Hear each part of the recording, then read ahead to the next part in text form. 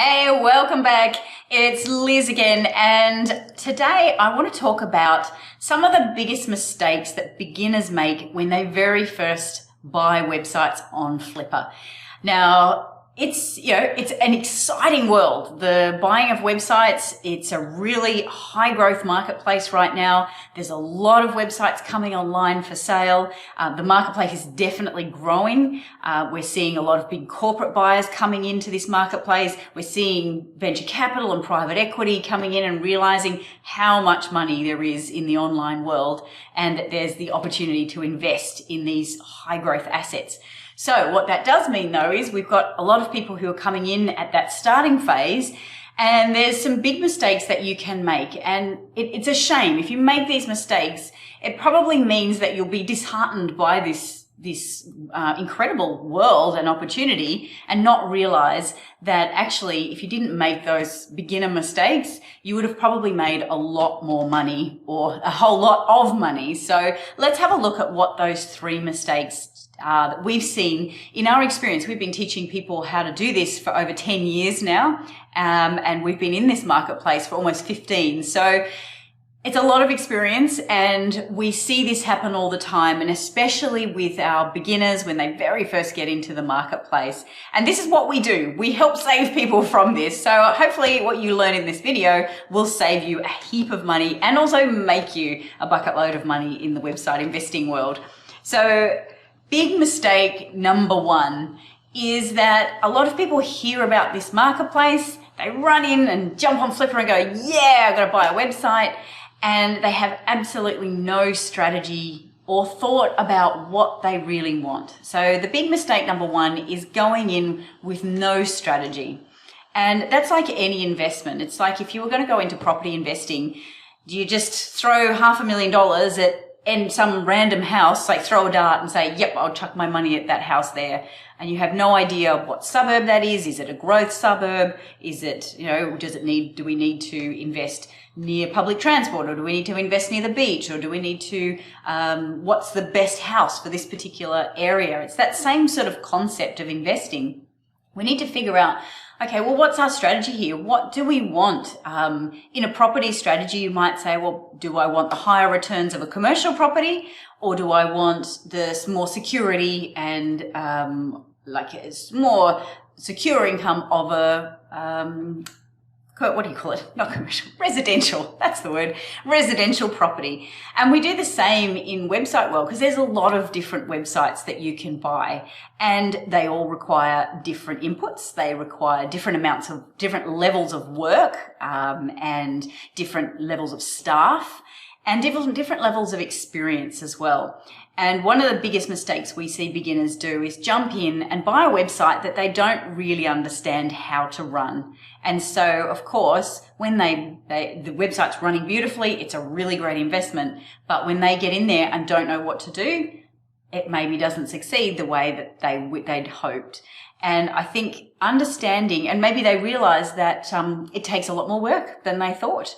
And so understanding what you want when you go into a marketplace is really, really important. And that's something that we teach all our students, is that, okay, if you want to buy something, if you're doing this because you want to increase your income, you want active income, you want to be involved in the business, then that's a different website buy than if you want it to be as passive as possible. You don't want to be too involved. You want to grow it kind of without a huge amount of effort from your part, not effort, I won't say effort, without huge amounts of time from your part, then that's a different website buy again. And that's why Matt and I have always focused on content websites. Now, we know there's huge money to be made in e-commerce, and there's huge money to be made in SaaS, software as a service, programming, functionality and things like that.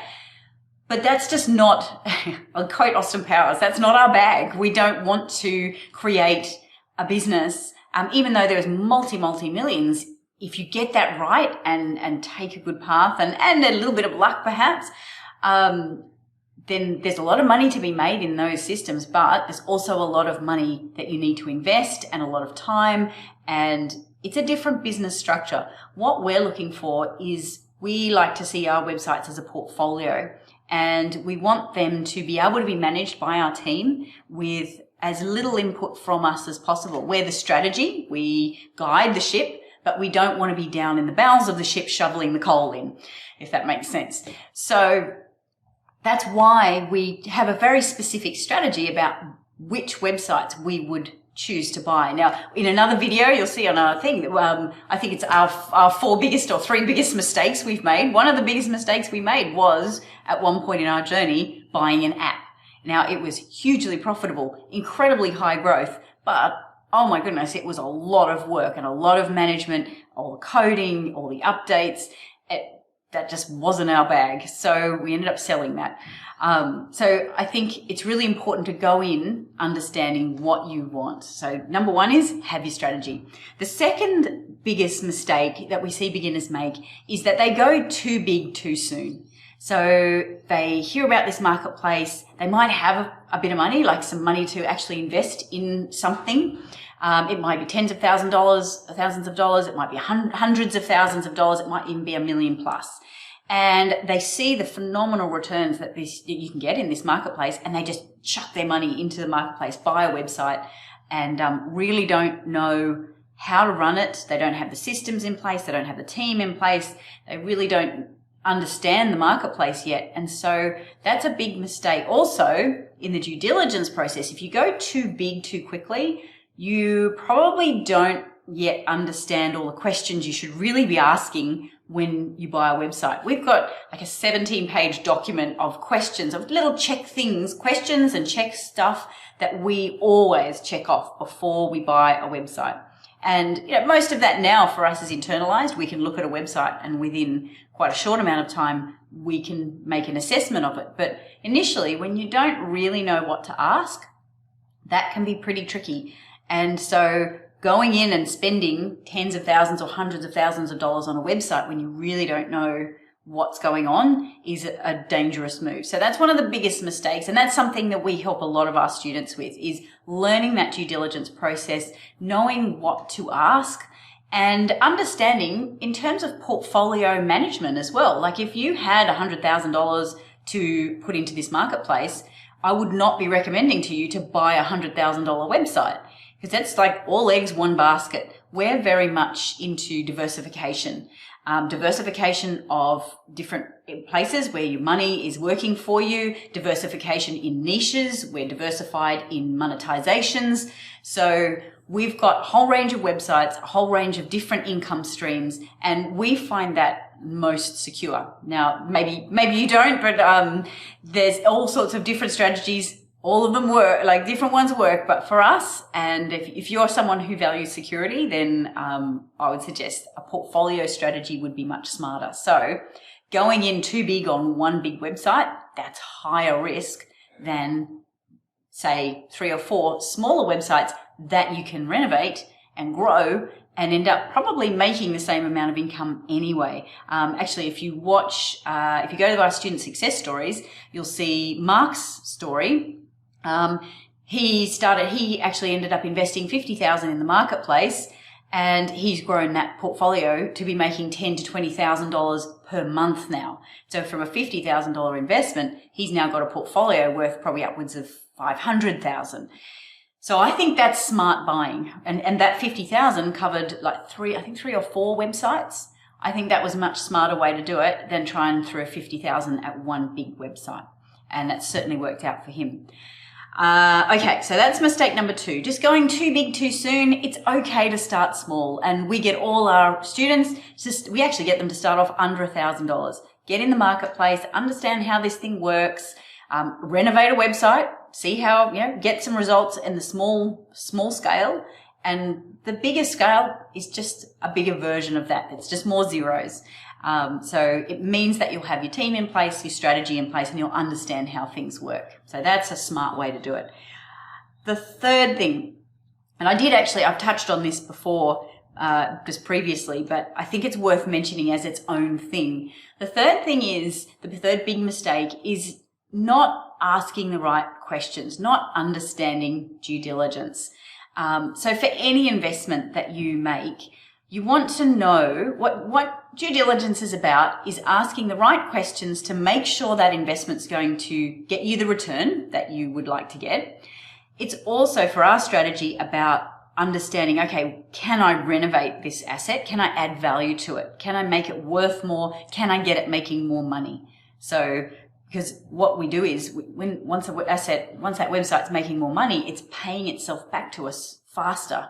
So ideally, if we can get a website to pay itself completely back to us within 12 months, that's a really nice position to be in, because we've got our money back, which we can now invest in another website, and then that website is there paying for itself. And just we can either use the money to pay for more content, to grow, feed it back into the website to grow it, or we can take the cash flow, whichever way we're strategizing for that website. But to know that, you have to understand the questions to ask when you're looking to buy these assets, these websites. And it's like anything, like if you're going to buy a property or if you're going to buy shares, there's certainly questions you need to ask before you buy them, or any business, of course. So knowing the due diligence process, understanding, okay, what are the things that are going to make the biggest difference here? What red flags do I need to watch out for? Because sometimes there are simple little things that mean it's not a deal breaker, but it's definitely something you need to ask the seller about. I mean, a simple one is even just large drops in traffic. I mean, that's an obvious one, isn't it? Like suddenly if a website's traffic is dropping, or just slow decline of traffic. But equally as much, a sharp rise in traffic is just as much of a red flag, because we want to know what made that rise happen, and am I going to be able to do that again? Or is that something that's unsustainable, that's going to go up here and I'm paying for it up here and then it's going to drop back down again? So a lot of the time it's just about asking the seller, having a conversation with the seller about how they've built the site, what they've done, how they've structured it, have they done any dodgy backlinking, things like that. We definitely want to find out about, and there's certain things that you will see when you know what you're looking for. You'll see, and you'll know, okay, I've just got to ask about that. Then in the end, due diligence is actually about figuring out the risk profile of this investment and figuring out, okay, if the higher the risk, the less I'm going to want to pay for it. Because if I have to take higher risk, I don't want to be spending so much money on it. So due diligence is actually not about yes or no so much as, okay, what's the level of risk of this investment, and how much am I willing to pay for it, considering that level of risk for me? So that's the other thing too. I know there's a lot of due diligence services popping up, and yes, you can get the fundamentals of due diligence of a website from a broker and from those places. But what you really want to know is, what's that website worth to you in your situation, at your level of expertise, and who you've got on your team and who you've got around you. So everybody's valuation is going to be slightly different. And that, I think, is the biggest mistake beginners make, is they jump into a deal and they haven't asked the questions that they need to ask, just to make sure that what's being said is correct, and also that deal is the right value, the right deal for them at the right price. So there you go. There's 3 things to be thinking about when you're getting into this website world. And that's, of course, what we teach people. This is our passion. We love helping people understand this process so you can get into a marketplace, understand the valuations, and find yourself really good deals to be able to renovate and then keep cash flow, or renovate and sell. So if you want to see how that works, again, have a look at the student success stories area of the channel, because there's some really cool inspirational stories there. You'll see how this works in practice and what people have achieved with it. So great to see you, and we'll see you on the next one. If you want to hear more of this content, make sure you subscribe. We'll see you next time.